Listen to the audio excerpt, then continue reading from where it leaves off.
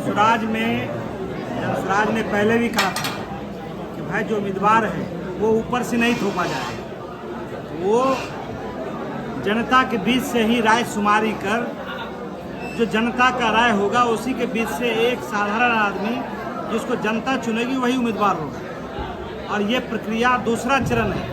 पहले चरण में जिला संगठन और अनुमंडल संगठन के साथ राज्य की समिति और केंद्रीय समिति मिलकर लोगों से राय लिया है और उसमें जो राय आया है एक वो तरीका है। दूसरा चरण हमारा ये है, आप देख रहे हैं कि विधानसभा के अंदर जितने पदाधिकारी हैं, जितने ब्लॉक के कार्य समिति के सदस्य हैं, उनसे राय ली गई है।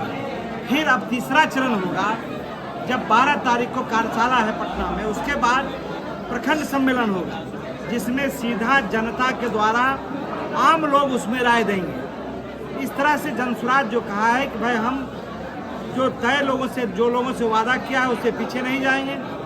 आज आप देख रहे हैं कि जनसुराज के प्रति जो लोगों का इतना बड़ा समर्थन बढ़ा है, उसका एक ही कारण है कि पार्टी पूरी शुद्धता से, ईमानदारी से जो कह रही है वो कर रही है।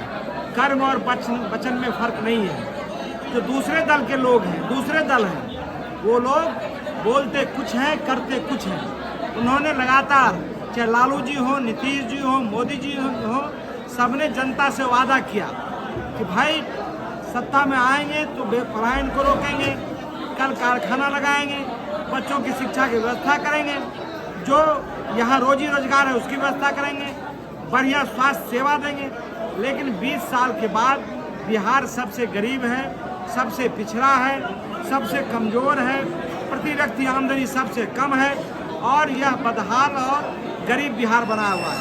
उसी से निकलने का रास्ता ये जनसुराज है।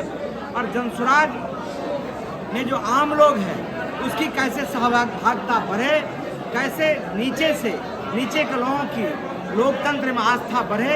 यहाँ कोई व्यक्ति परिवार का पार्टी नहीं है।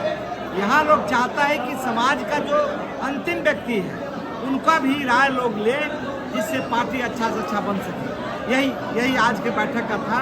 और आने वाले समय में जनसुराज की ताकत जो आपको लग रहा है कि बढ़ रही है, उसका कारण देखिए।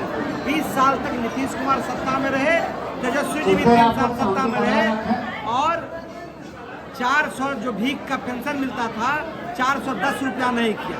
लेकिन जब से जनसुराज बना है, अभी आप देखें कि जब 2000 रुपया हम लोगों ने किया, घोषणा की जब सरकार बनेगी तो 2000 रुपया देंगे, आज सरकार मजबूर होकर 1100 रुपया किया।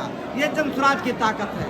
जो आशा कार्यकर्ता, सहायता कार्यकर्ता, जो टोला सेवक था, जो आंगनबाड़ी केंद्र का कर्मी था, जो शिक्षक लोग थे, जो मानदेय पर जो लोग काम करते थे, हर आंदोलन जब वो अपने डिमांड को लेकर जाता था तो सरकार लाठी चलाती थी 20 साल तक। तेजस्वी यादव भी उसी में हाँ मिलाता था। लेकिन आज जनसुराज की ताकत बढ़ी है तो आप देख रहे हैं कि लगातार घोषणा पर घोषणा किया जा रहा है। 20 साल तक नीतीश बाबू शासन में है, एक बार भी बिजली फ्री नहीं किए। लेकिन जनसुराज की ताकत बढ़ी है तो आज 125 यूनिट बिजली फ्री किया है। तो जनता का डर जब तक नेताओं के मन में नहीं होगा तब तक लोकतंत्र मजबूत नहीं होगा। जनसुराज आया है तो जनता का डर, नीतीश बाबू हो कि मोदी जी हो कि लालू जी हो, सबको डर हो रहा है। इसलिए आज सरकार घोषणा पर घोषणा कर रही है। ये जनसुराज की जीत है। लेकिन इससे हम लोग मानने वाले नहीं हैं। 2 महीने के बाद जब व्यवस्था बनेगी तो जो 1100 रुपया दिया है उसको 2000 रुपया पेंशन मिलेगा। जो बच्चों की पढ़ाई की कोई व्यवस्था नहीं है, स्कूल में खिचड़ी और कॉलेज में डिग्री बट रही है, तो बच्चों को मुफ्त शिक्षा दी जाएगी, वर्ल्ड क्लास का स्कूल खोला जाएगा।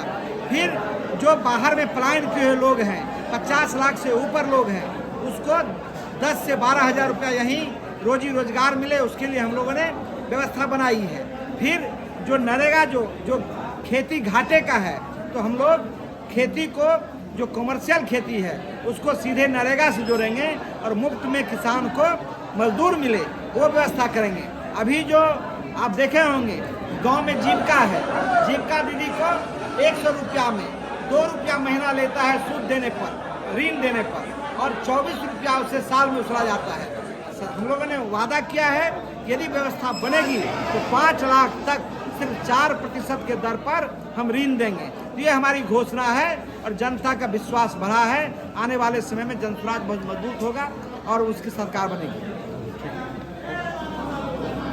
और कुछ पूछना?